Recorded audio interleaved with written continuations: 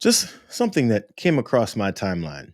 Maybe Mike Johnson telling a hokey story about meeting one of his constituents and some advice that he gave them.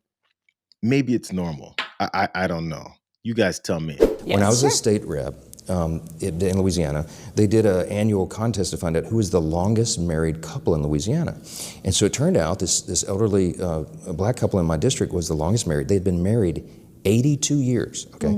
So I get to go and present them certificate from the governor and balloons and all that on Valentine's Day. So I go to their house. They live in a small home in a rural part of my district, and a big, happy family. I mean, they had 40 people there. There were children, grandchildren, great-grandchildren. I went with you. You went with me? Yes. Mr. Player, his name, he was 104, and Mrs. Player was 99. And so, of course, we want to ask him marital advice. What's the secret to a happy marriage? So I lean in, and he says, lean in real close. I said, yes, sir. He said, it's two things. He said, let her think she's the boss. Yes, sir.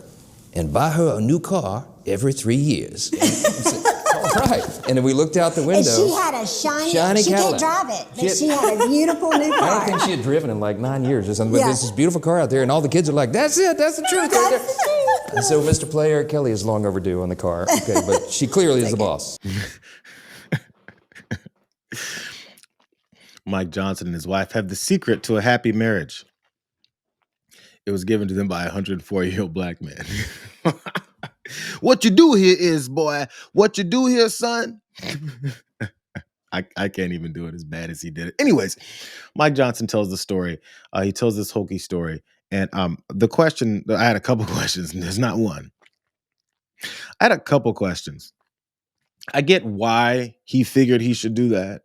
You know, it's a hokey story to talk about your constituents, and particularly to point out that the 104-year-old man with his 99-year-old wife who've been married for 82 years, that the whole situation here is that he's got this connection to his constituents, black, white, and anywhere in between, right? But the old black man gave him the advice. And to really punch the point home that it was a black constituent, which I'm still not sure why we needed to know the constituent that he went to present with this whatever decoration for being an 82 years of marriage couple.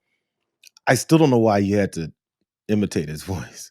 And by the way, he didn't just imitate the old black guy's voice. He imitated also all the kids and grandkids and great grandkids that were all hanging out there. Was that's dude right there, sir. Yep, that's out there. That's correct, sir.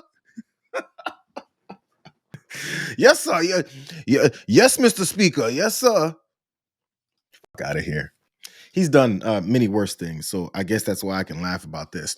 But also the reasons why I figure I know why he shouldn't. Because people already know that he has discriminatory policies, that he kowtows to a white supremacist president. We already know all this stuff. So that's what gives to this. Because I saw a couple comments that were mad at people that were upset.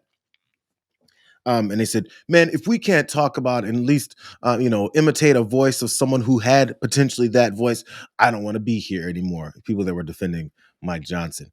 There's just background to people, there's things that we know about them. Mike Johnson doesn't have much wiggle room to imitate black folks, considering he doesn't have much reverence for black people at all. That's why. I just wanted to make that point. So maybe if I run into Mike Johnson, but hey, sir, you piece of shit, motherfucker. I don't know. I'm not sure the best way I would approach him, or if he'll hear me, maybe if I give him the voice that he expects, whatever.